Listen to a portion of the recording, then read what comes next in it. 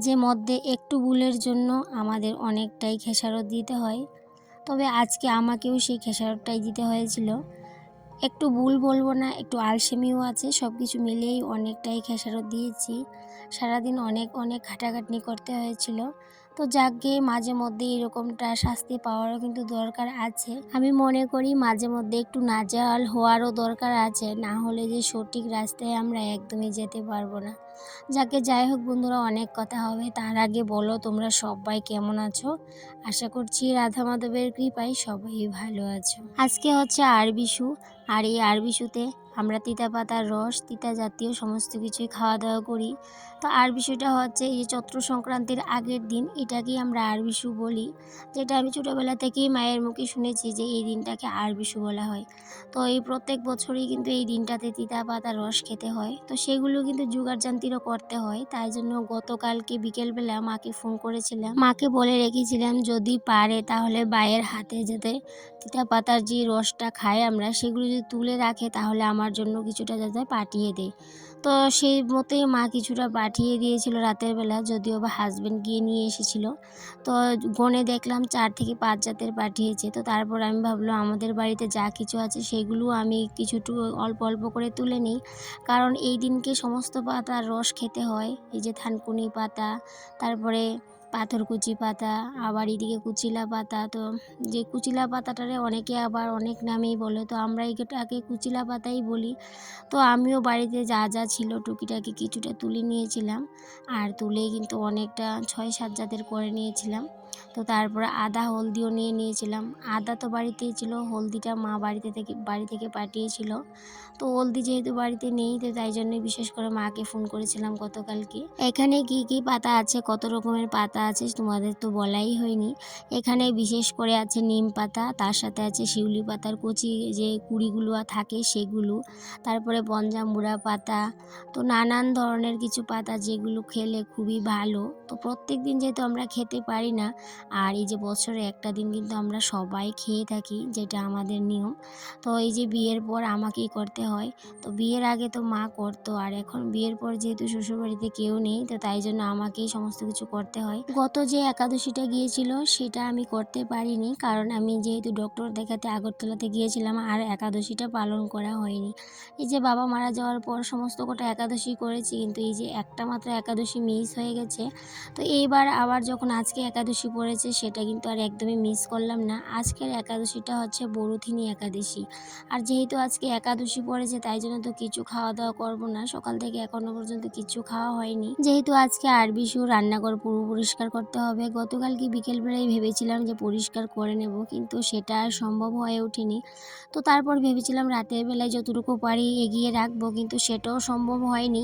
শুধুমাত্র ফ্রিজটাই পরিষ্কার করে রেখেছিলাম, কিন্তু বাকি যে কাজগুলো আছে সেগুলো কিন্তু এখন আজকে আমাকেই করতে হবে।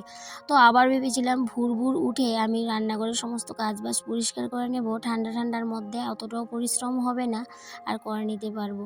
আর আরবিশুতে যেহেতু নিরামিষ খেতে হয়, তাই জন্য কিন্তু পুরো রান্নাঘর পরিষ্কার করতে হয়। তো আজকে না আমার অনেকটাই ভুলের কারণেই বলতে পারো, এই যে সকাল সকাল কাজগুলো করতে পারলাম না, আর এই রোদের মধ্যে আমাকে অনেকটাই কষ্ট করতে হয়েছিল। এদিকে ছেলের মুখটা দেখে বুঝতেই পারছো ওর কতটা কষ্ট হয়েছিল তিতা পাতার রস খেতে। আর আজকে না অনেকটাই বেলা হয়ে গিয়েছিল, কারণ ঘুম থেকে উঠেছিলাম প্রায় 6টা। তো প্রাণায়াম করতে হয়েছিল, ব্যায়াম করেছিলাম। তো সেই ক্ষেত্রে আমি সেটার কোনো স্যাক্রিফাইস করব না, কারণ যতই কাজ থাকুক না কেন আমি কিন্তু ব্যায়ামটা কন্টিনিউ করে যাব, সেটাই কিন্তু প্রতিজ্ঞাবদ্ধ।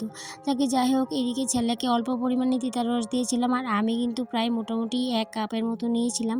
তারপর আমিও খেয়ে নিয়েছি, একটু বেলা হয়ে গেছিলো যদিও বা। তারপর এদিকে হাজব্যান্ড সকালবেলা বাজার করে নিয়ে আসলো, তারপর ওকেও তিতার রসটা দিয়ে দিলাম, তারপর ওকে চা করে দিলাম। আর এদিকে আমার যেহেতু একাদশী, আমি তো কিছু খাবো না, আর ভেবেছিলাম যদি রান্নাঘরটা আগে থেকেই পরিষ্কার করে নিতে পারতাম তাহলে কিন্তু এই যে সকাল সকাল করে স্নান করে পুজোটা দিয়ে যে প্রসাদটা নিয়ে নিতে পারতাম। তো যেহেতু রান্নাঘর এখনও ঠিকভাবে পরিষ্কার করা হয়নি, সমস্ত কাজবাজ করে তারপরে স্নান করে পুজোটা দিতে যাব। আর এদিকে এই যে নিম পাতাগুলো দেখতে পাচ্ছ, সেগুলো এই পাতাগুলো গতকালকে বিকেলবেলা ছেলে গিয়ে আমার মামার বাড়ি থেকে নিয়ে এসেছে। যেহেতু মামার বাড়ি অনেকটাই কাছে আমার বাড়ি থেকে, তো মামার বাড়ি বাড়িতে যেহেতু গাছ আছে, বিকেলবেলা গিয়ে ও নিয়ে আসলো। একটু বেলা হয়ে গেছে, এখন ভাবছি কখন যে রান্নাঘর পরিষ্কার করব আর কখন যে রান্নাবান্না করব। যেহেতু আজকে আরবিশু, আর আরবিশুতে আমাদের বাড়িতে, মানে আমাদের বাড়িতে বলবো না, আমাদের বাবার বাড়িতে বা আমাদের আশেপাশে বাড়িগুলোতে যে নিয়মগুলো আমরা ছোটোবেলা থেকেই দেখে এসেছি আমি, তো অনেক ধরনের সবজি দিয়ে নিরামিষ রান্না করতে হয়, তারপর উস্তা রান্না করতে হয়, টক জাতীয় বা আম ডাল অনেক কিছু নিরামিষ রান্নাবান্না করতে হয়। তো যেহেতু আজকে একাদশী, হাজব্যান্ড বললো অনেক কিছু রান্না করতে হবে না, তুমি যতটুকু পারো ততটুকুই রান্না করে নিও। তো সেই জন্য ভাবলাম, হাজব্যান্ড যেহেতু বলেছে আর ও বেরিয়ে গেছে, সকালবেলা ও খাওয়া হয়নি, তো ছেলেও বললো সকালে আজকে খাবে না, তাই জন্যই বলতে পারো একটু নিশ্চিন্ত হয়েই আমি কাজগুলো করছিলাম, তবে অনেকটাই তাড়াহুড়ো করেই করছিলাম। এদিকে বারান্দা ঘরদোর সমস্ত কিছু মুছে নিয়ে বাসন কুসন সমস্ত কিছু ধুয়ে মেলে দিয়ে আসলাম বারান্দাতে। তবে রাতের বেলা অনেকটা বাসন ধুয়ে রেখেছিলাম, সেই জন্য অতটা বাসন ধুতে হয়নি। আর এদিকে হাজব্যান্ড কিন্তু ফলও দিয়ে গেছে, সবজি ফল একসাথেই নিয়ে এসেছিলো সকালবেলা, তো এগুলো দিয়ে গেল। আর এখন কিন্তু প্রায় 9টা, সাড়ে 9টা বেজে গেছে। এখন ভাবছি যে কতক্ষণের মধ্যে আমি এই কাজগুলো সারতে পারবো। রাতের বেলা ভেবে রেখেছিলাম যে সমস্ত কিছু পরিষ্কার করে রাখবো, কিন্তু রাতের বেলা যেহেতু হাজব্যান্ড না করেছে তাই জন্য আর করতে পারিনি। আর তবে আমারও একটু আলসেমির দোষ ছিল, হাজব্যান্ড বাড়ি আসার আগে যদি পরিষ্কার করে নিতে পারতাম তাহলে কিন্তু হয়ে যেত। এই আলসেমির জন্য যে কতটা আমাদের ক্ষতিগ্রস্ত হতে হয় সেটা আমরা যে যখনই ভুল করে ফেলি বা আলসেমি করে ফেলি তখনই বুঝতে পারি। যে কি যাই হোক, এই একটা ভুলের কারণেই বলতে পারো আজকে না খেয়ে দিয়ে ক্ষুধার পেটে দৌড়ে দৌড়েই বলতে পারো ঝাঁঝালো গরমে পুরো সংসারটাকে আমাকে আজকে ক্লিন করতে হয়েছিল।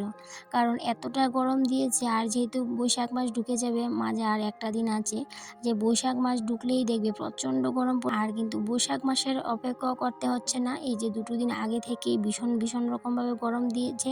আর এতটাই গরম দিয়েছে, এই যখন আমি কাজগুলো করছিলাম ভীষণ কিন্তু আমার কষ্ট হচ্ছিল আর অনেকটাই গরমও লাগছিল।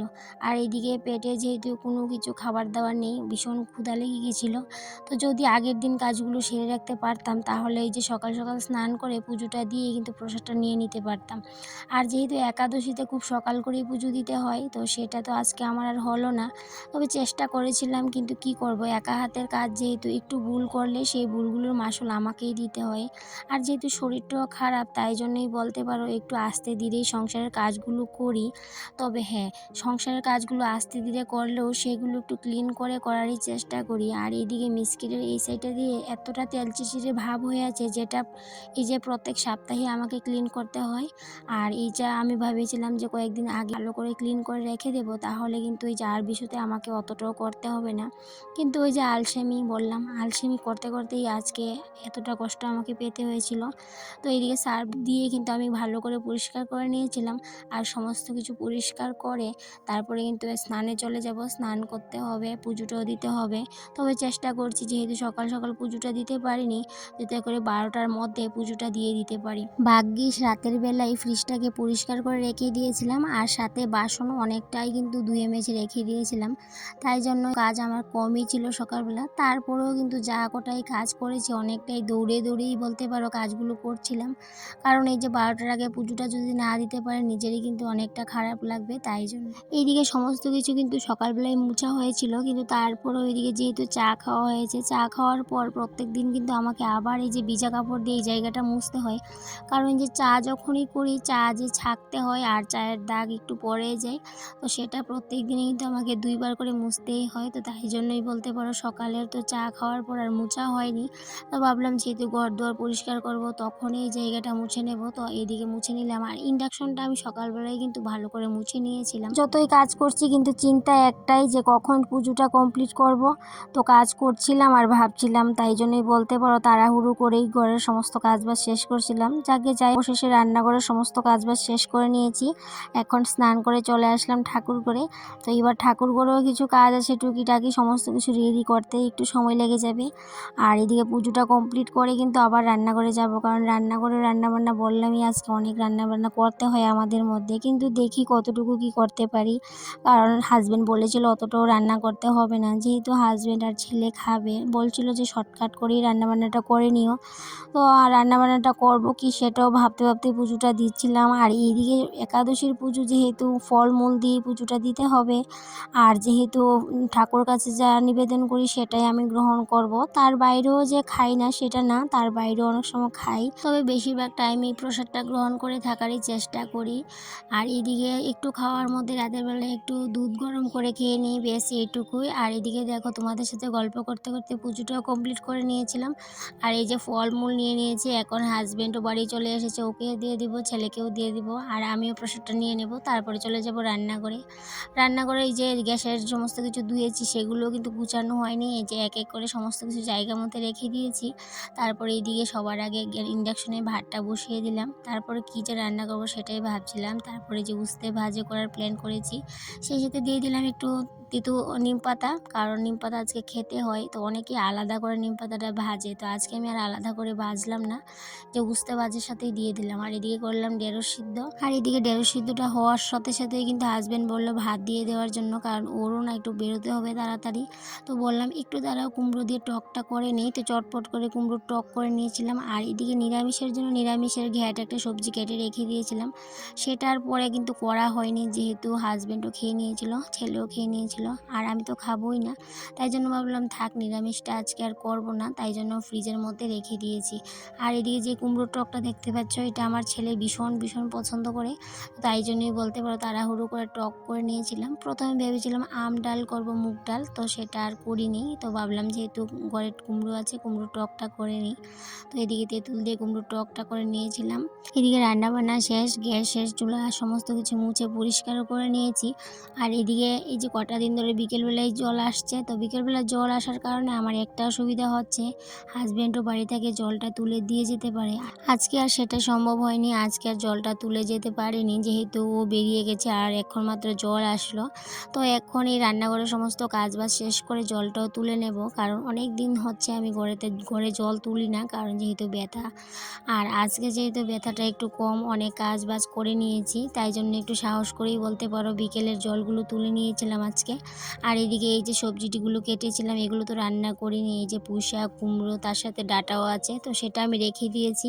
তো ভাবলাম ফ্রিজে তুলে রাখবো, কালকে যদি করি করব, বা রাতে যদি করি করব, তো জানি না কি করব, সেটা পরে দেখা যাবে।